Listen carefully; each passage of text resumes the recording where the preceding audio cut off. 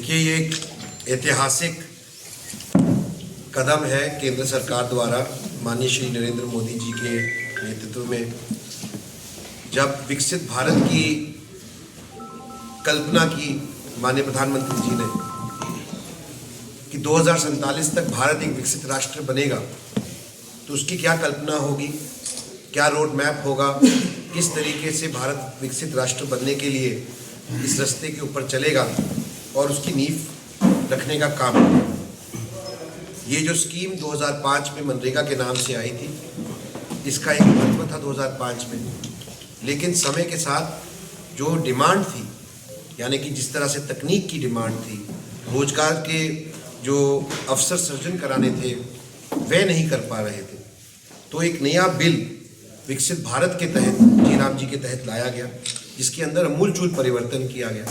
जिस सोच के तहत ये बिल लाया गया था, वो कहीं ना कहीं कई त्रुटियों की वजह से कार्यान्वित नहीं हो पा रहा था। जो मैं आपके सामने कुछ आंकड़े रखना चाहता हूँ, ये 2014 में जबकि 30 से 35 और 40 हज़ार करोड़ के बीच में आवंटित होते थे मनरेगा के तहत, ये 2025 में जब बिल आया गया है तो लगभग 1,50,000 रुपये 1,50,000 करोड़ रुपए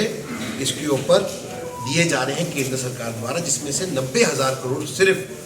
केंद्र सरकार का शेयर होगा। ग्रामीण इलाकों को रोजगार मुहैया कराना ही इसका एक उद्देश्य नहीं था, क्योंकि वह रोजगार ऐसा रोजगार बन सके कि आगे जाकर उन लोगों की मदद कर सके, और इसीलिए ये बिल को लाया गया है ताकि लोगों को, ग्रामीण क्षेत्र से आते हुए लोगों को उसका फ़ायदा मिल सके, पलायन बंद हो सके, और गरीबी का लाभार्थी था जिसको फ़ायदा मिलना चाहिए था, जो डिज़र्विंग लोग थे, कहीं ना कहीं वो वंचित रह जा रहे थे। तो तकनीक का इस्तेमाल करते हुए, AI का टेक्नोलॉजी का इस्तेमाल करते हुए, जिस व्यक्ति को उसकी सबसे ज़्यादा ज़रूरत है, क्योंकि माननीय मोदी जी का और भारतीय जनता पार्टी का दोनों का हमेशा से, सदैव से यही एक सोच रही है कि पंक्ति में खड़े आखिरी व्यक्ति की चिंता कैसे की जाए। कांग्रेस के पूर्व प्रधानमंत्री ने एक बात कही थी कि हम दिल्ली से 1 रुपया भेजते हैं तो 15 पैसा लोगों तक मिलता है, पहुंचता है। तो उसी व्यवस्था को सुचारू रूप से चलाने के लिए माननीय मोदी जी ने और केंद्र सरकार ने पहले एक ऐसी व्यवस्था बनाने का काम किया जहां पर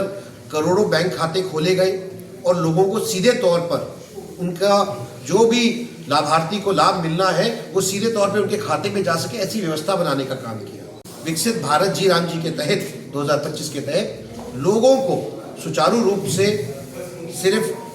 काम ही नहीं मिले, पर गांव की जो अर्थव्यवस्था है वे भी विकसित हो सके, इस सोच के तहत ये बिल लाया गया है। पलायन का जो मुद्दा है उसका कैसे समस्या का समाधान निकल सके, उस सोच के तहत ये बिल लाया गया है। और गरीबी, जो कि पिछले 2005 से लेके अब तक जो गरीबी रेखा की चिंता करते हुए कि उनके लिए क्या काम किया जा सके और उनके लिए ऐसे कैसे मौके प्रदान किए जा सके जहां पर उनको लॉन्ग टर्म एम्प्लॉयमेंट मिल सके, कि इस बिल का सबको स्वागत करना चाहिए कि जो विकसित भारत का